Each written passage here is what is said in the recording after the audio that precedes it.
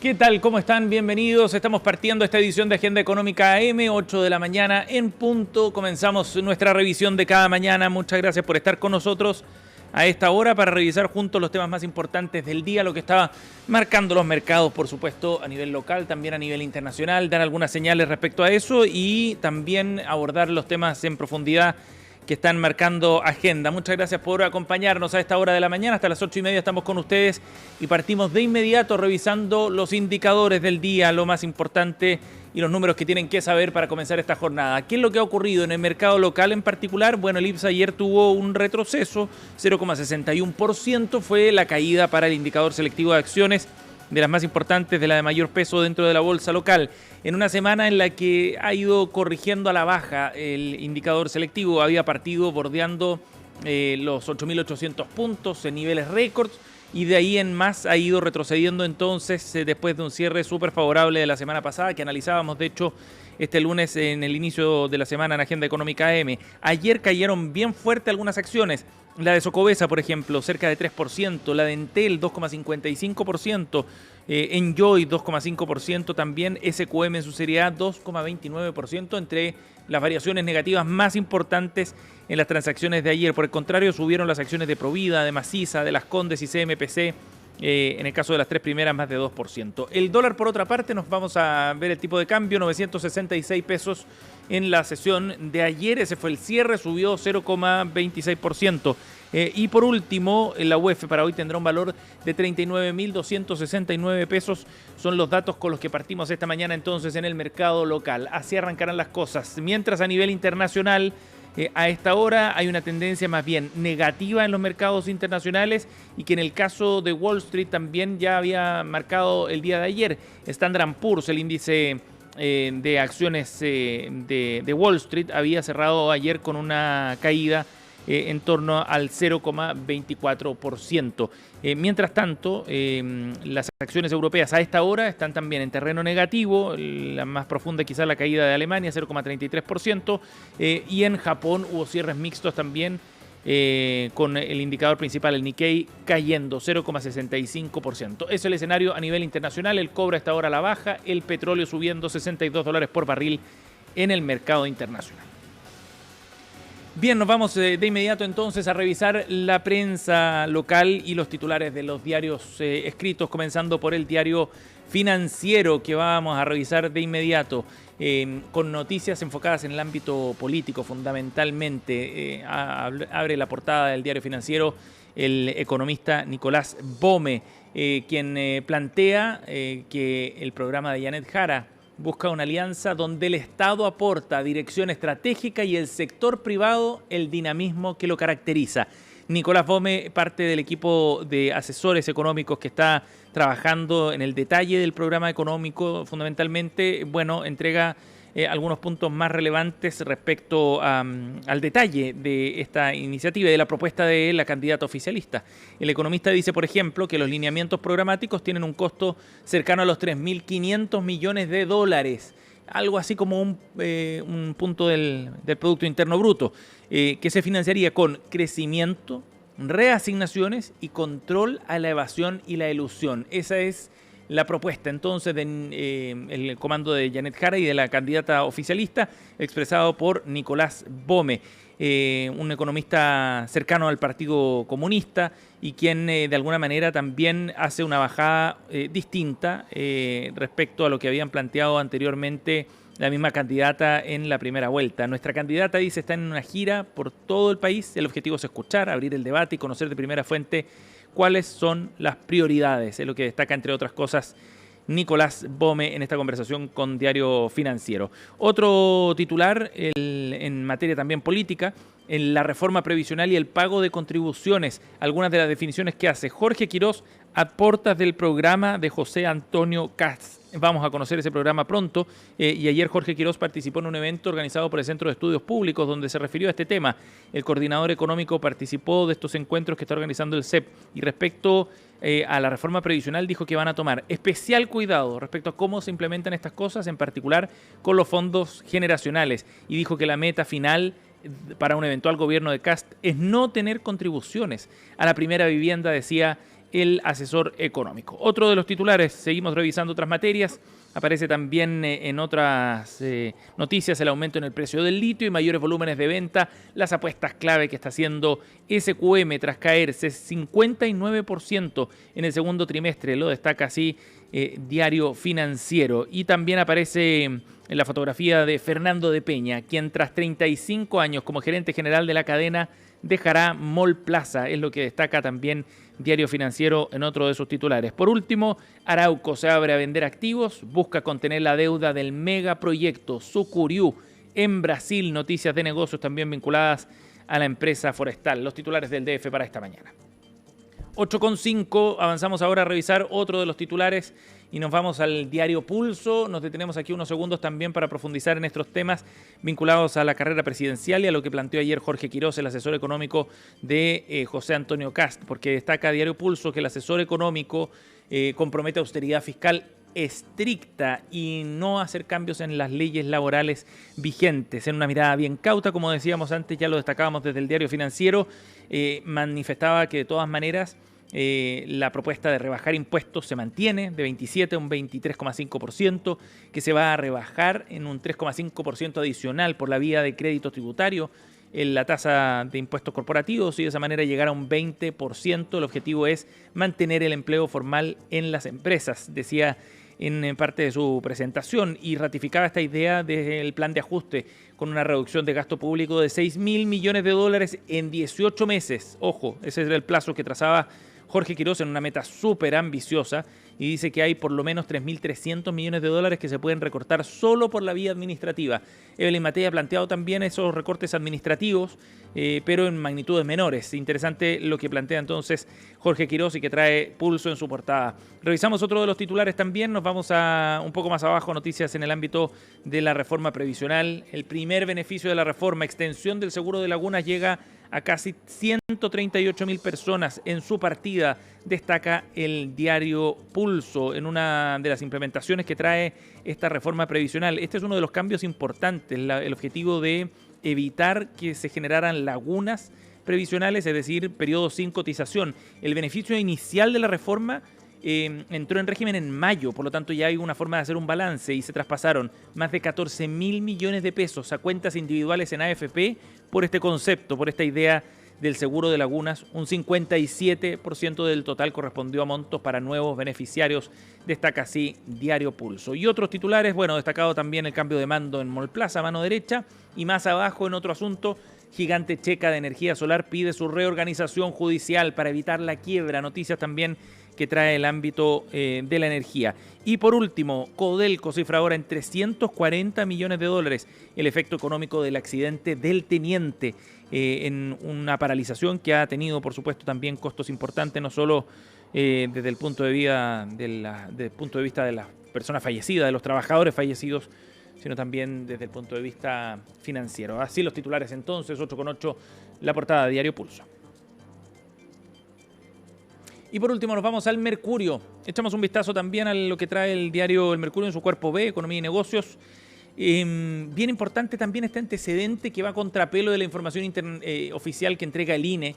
Pero según el análisis y el reportaje que trae el diario El Mercurio hoy día, sobre la base de estudios de David Bravo, del Centro de la Universidad Católica de Estudios Longitudinales, la informalidad laboral sube a casi 38% y los expertos alertan sobre una tendencia que es persistente, dice David Bravo, o los datos más bien que analiza David Bravo. Los especialistas atribuyen el alto nivel a desincentivos estructurales, como el incremento en costos laborales, por ejemplo, para explicar esta tendencia. Y ahí se aprecia una curva, así que bajamos un poquito, se puede ver ese detalle. Fíjense que hay un nivel que estaba subiendo ya en 2019, llegaba al 39,8% a fines de ese año, después baja fuertemente en 2020 a un 28,9% de informalidad, en el caso en particular de los hombres, y un repunte sostenido hasta el 38,5%. En el caso de las mujeres la informalidad sería menor, eso sí. ¿Y esto sobre la base de qué datos? Bueno, de datos de cotizaciones previsionales que registra la Superintendencia de Pensiones, o sea, datos administrativos. Eso para este análisis que trae el Mercurio en su portada de hoy, 8,9.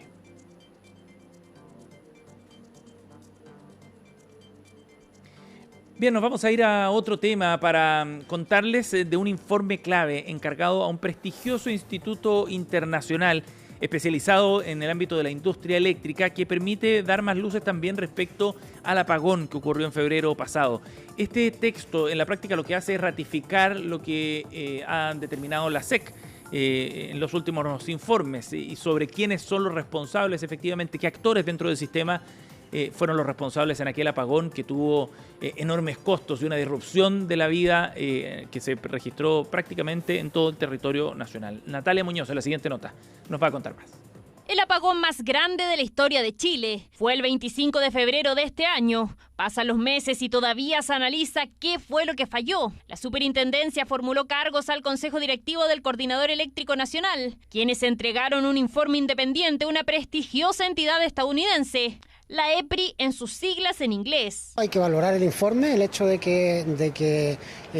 seguir contribuyendo con antecedentes que nos permitan ver las oportunidades de mejora que hay hacia futuro. Nosotros como ministerio estamos iniciando un trabajo con la Agencia Internacional de Energía que lo que va a buscar es reunir todos estos antecedentes. Lo novedoso, el informe ratifica lo expuesto por la SEC y apunta a la responsabilidad del coordinador por el masivo blackout, ya que la entidad valida la identificación de la causa origen del apagón en la desconexión de los circuitos Nueva Maitencillo, Nueva Pan de Azúcar y que se está operando en condiciones inseguras. El coordinador estaba funcionando en esta transmisión de 1800 megawatts en un límite excedido de los 1600 que los propios aspectos técnicos del coordinador señalan. Ahora la EPRI ratifica que el coordinador estaba transmitiendo 1800 megawatts cuando el límite seguro era 1600. Así los cargos vuelven a apuntar hacia la entidad. Ratifica que la preparación y muchas de las actividades que tendría que haber hecho el coordinador, digamos, para anticipar o de alguna manera enfrentar este tipo de situaciones, obviamente no se había hecho. Un aprendizaje de esto es que hay que tener mucho mejor manera de poder tener información en línea, enormes volúmenes de datos, que puedan ser analizados por el coordinador o quien procesa y coordina el sistema. Entonces es un primer aprendizaje importante del informe. Se propone revisar y fortalecer los planes de defensa para contingencias, ya que se detalla que los existentes no fueron suficientes para estabilizar las islas eléctricas tras la separación. Necesitamos definir estándares más claros. ¿Cuál es el estándar de recuperación que tenemos? Es decir, ¿contra qué vamos a evaluar nosotros si la acción de los distintos actores es correcta o buena, digamos, o mala?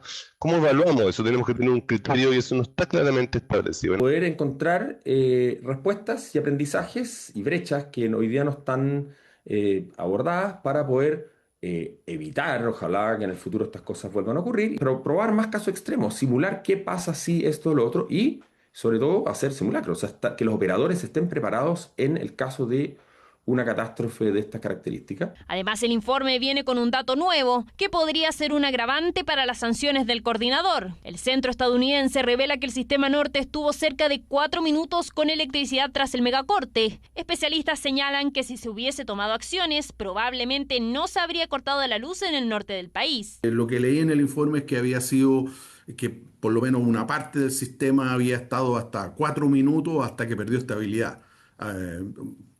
4 minutos inestable hasta que colapsó, lo cual me llama la atención porque en realidad en esos 4 minutos uno debería haber pensado que probablemente el sistema norte se hubiera podido salvar. Quizás eso es algo que deberíamos mirar, hay que mirarlo con un poco más de detalle. Blackout nacional que afectó al 98% de la población desde Arica hasta Los Lagos. Todavía se analiza qué se podría haber evitado, mientras está a la espera de la apelación y descargos del Coordinador Eléctrico Nacional y las 8 empresas eléctricas sancionadas. En base a aquello, la SEC podrá dictar una resolución sancionatoria o bien absorberlas de los cargos. Vamos a ir a otro tema, vamos a hablar de educación financiera a la luz de los antecedentes que se conocieron el día de ayer respecto a los niveles de alfabetización financiera en nuestro país. Un estudio desarrollado por la Universidad Católica en conjunto con Banco Falabella da cuenta que los niveles de educación financiera primero son bajos en Chile y en segundo lugar son bien desiguales, sobre todo cuando uno los ve por distintos cortes a nivel socioeconómico, por ejemplo, o por rangos etarios. Esas son algunas de las conclusiones de este estudio, que lo que busca es abordar cuáles son los conocimientos financieros que hay en la población, índices de inclusión también, y el uso de canales digitales. Son algunos de los asuntos que se abordan en este estudio, con encuestas que se desarrollaron a lo largo del país a más de 1.000 personas y que muestran entonces que los indicadores de inclusión y de conocimiento respecto a cómo funciona el sistema financiero están muy determinados principalmente por el sexo, por la edad y por el nivel socioeconómico. Por ejemplo, solo para dar un dato, el 20% de los encuestados demostró comprender el funcionamiento de las tasas de interés y es un nivel mucho más bajo en el caso de las mujeres, mientras que en el caso de los niveles socioeconómicos más altos, el nivel de conocimiento sobre un elemento clave en el sistema financiero como es la tasa de interés llega a 31 puntos, lo que da clara cuenta de los niveles y las brechas que hay también dentro de la sociedad. Respecto a las fuentes de información, por ejemplo, para aprender sobre finanzas, un 42% de los encuestados indicó experiencia personal como uno de los factores principales, revelando también problemas desde el punto de vista de la educación formal. Vamos a ir a escuchar algunos de los análisis que se hicieron tras la entrega de estos resultados. Dominic Kane, jefa de proyecto del Centro de Políticas Públicas de la Universidad Católica, entregó algunos detalles respecto a las conclusiones del estudio. La educación financiera sigue siendo uno de los grandes desafíos a nivel país, y es que un estudio del Centro... Ya vamos a escuchar ahora entonces a la encargada del Centro de Políticas Públicas de la Universidad Católica, Dominic Kane. Vemos que estamos bien estancados al respecto, sobre todo en temas de alfabetización financiera. Las cifras muestran que seguimos bajo el 50% de conocimiento o dominio por parte de la población, lo que es una mala noticia. En términos de inclusión, tenemos un horizonte de comparación más pequeño, vemos que vamos avanzando, pero que hay algunos desafíos todavía pendientes, sobre todo en algunos grupos poblacionales como mujeres y personas mayores. Ahí se entregaron entonces algunos de los detalles respecto a esta iniciativa y a algunos de los focos que pone entonces este estudio, que muestra la relevancia también de la alfabetización financiera, porque por ejemplo en este estudio se revela que en el grupo que tiene altos niveles de alfabetización, el 61% cumple con su presupuesto, respecto a los grupos que tienen bajos niveles de alfabetización, que solamente el 26% de ellos cumple con sus presupuestos mensuales. Los niveles de ahorro, por ejemplo, también son mayores en aquellos que registran mayor alfabetización financiera, y hay harta literatura al respecto de la relevancia que tiene este ítem. Vamos a escuchar la visión desde la Comisión para el Mercado Financiero. Solange Bernstein, la jefa de la entidad reguladora, explicaba también su visión y cuál es la relevancia sistémica que tiene la alfabetización financiera a nivel local. La Estrategia Nacional de Inclusión Financiera que se mencionó acá y la previa Estrategia Nacional de Educación Financiera son pasos que avanzan hacia justamente tener un esfuerzo coordinado. Ahora, respecto de la coordinación, yo creo que todavía nos falta mucho. Yo creo que las mesas de trabajo en las cuales se reúnen distintos actores, tanto desde la academia como del sector privado y el regulador, ayudan a seguir avanzando en esa dirección. Bien, son las 8 de la mañana con 18 minutos. Con esta información nos vamos a ir a una pausa y ya volvemos de inmediato. Seguimos con Agenda Económica, edición AM.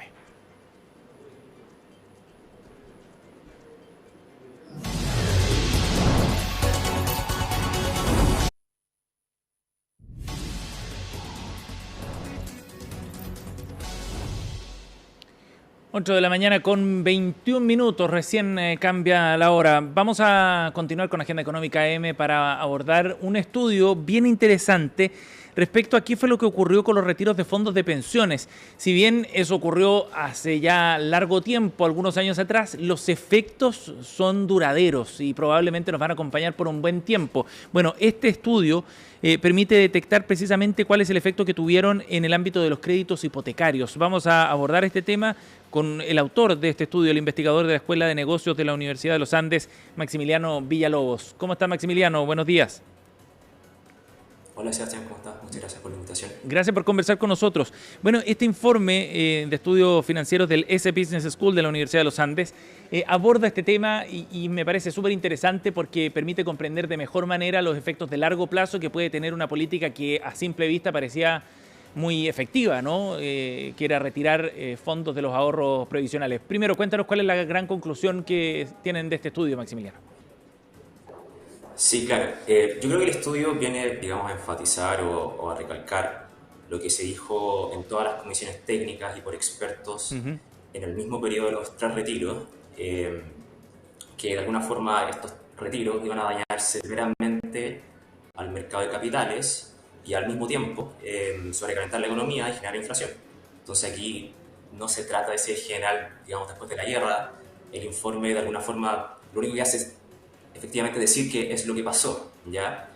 Entonces, de alguna forma el informe lo que hace es recalcar que el periodo post-tercer retiro, que fue en abril de 2021, o el primer trimestre del 2021, o partiendo el segundo trimestre, lo que hace el informe es recalcar que en ese periodo post-tercer retiro, ¿no es verdad?, coincidió con un periodo inflacionario muy alto, periodo de inflación que no se veía al menos hace 30 años. Hay que considerar que la última inflación de 2 dígitos fue el año 93 con un 12,2% y el año 2022 cerramos con un 12,8%. O sea, casi en 3 décadas que no veíamos inflación en 2 dígitos. Claro. Entonces, el periodo post-retiro coincidió con inflación muy alta, coincidió por lo mismo con alza de tasa. Maximiliano, y con encarecimiento de los créditos hipotecarios. De acuerdo. Sí. Para explicarlo en términos bien sencillos y didácticos para nuestra audiencia también, respecto a la vinculación que hay entre las dos cosas. ¿Por qué los ahorros previsionales y ese mercado de capitales era importante, o es importante, todavía lo es, en el mercado de créditos hipotecarios? ¿Cuál es el vínculo directo? Sí, hay dos cosas. Mira, cuando se hicieron los 3 retiros, inyectaron una liquidez de aproximadamente 47 mil millones de dólares a la economía chilena. ¿Okay? Eso, por un lado, generó inflación, y eso a su vez llevó a que el Banco Central ocupara la política monetaria para controlar la inflación, lo que significó básicamente un aumento muy fuerte de la tasa de política monetaria. Eso se traspasó, por un lado, ese fue el primer mecanismo que hizo que las tasas de crédito hipotecarios aumentaran, ¿okay? El alza de tasas por parte del Banco Central, ¿ya?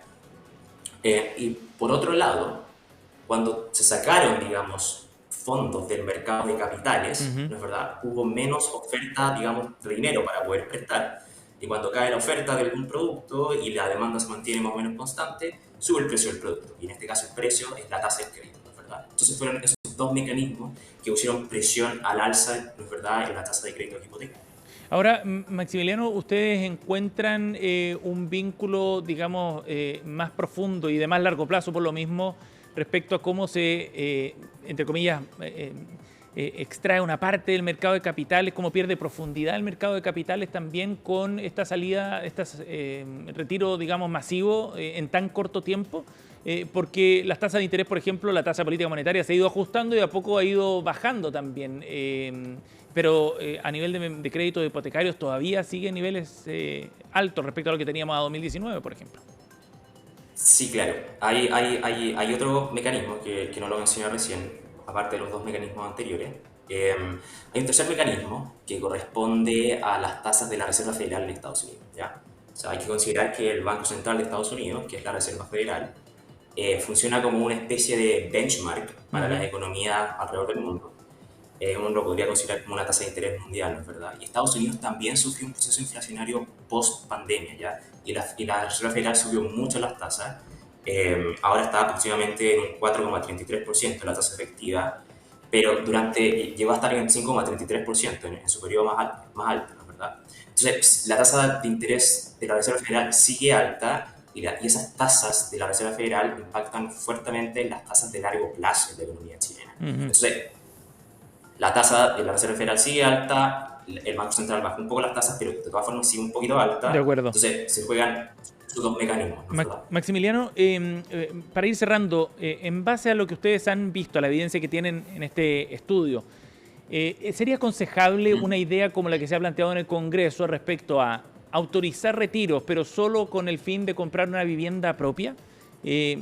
Porque si es que yo sigo la lógica de lo que han determinado ustedes, si esto daña el mercado de crédito hipotecario, al final de todas maneras no sería un buen negocio en ese sentido. No sé cómo lo ves tú y qué opinión tienen a partir de la evidencia que han encontrado.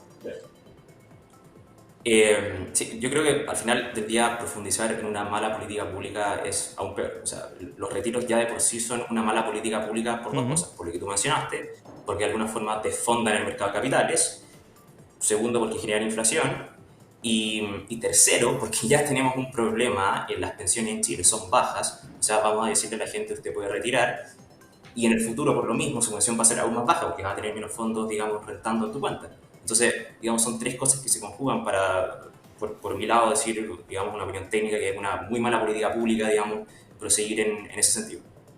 Muy bien, veremos cómo sigue esa discusión, porque en el Congreso este proyecto va tomando forma y además hay candidatos presidenciales, incluso como Franco Parisi, que lo ha planteado explícitamente como una alternativa viable. Lo último, Maximiliano, ¿cuánto tiempo podría demorarse? No sé si lo estimaron en el informe, pero ¿cuánto tiempo podría demorarse la recuperación del mercado de capitales y por ende también en tener créditos hipotecarios más favorables? ¿De qué va a depender? Hay que ver dos cosas. Cómo evoluciona la tasa política monetaria en Chile, que debería ir acercándose a valores neutrales a medida que la inflación converja a 3% el próximo año. Y segundo, lo que hace la Reserva Federal en Estados Unidos. Son esas dos cosas como principales que afectan, digamos, específicamente al mercado hipotecario, que tiene tasas de bastante largo plazo. ¿Sí? Esas dos cosas son lo principal que hay que ir monitoreando. Bien, Maximiliano Villalobos, investigador de la Escuela de Negocios de la Universidad de los Andes, nos ha acompañado esta mañana para conocer más detalles de este interesante estudio. Gracias por conversar con nosotros, Maximiliano. Gracias a ti, Sebastián. Gracias. Chao. Buenos días. 8:28. De esta forma estamos cerrando esta edición de Agenda Económica M. Muchas gracias por acompañarnos esta mañana. En unos minutos partimos. CNN Chile Radio junto a Carolina Orrejola. Que tengan un buen día.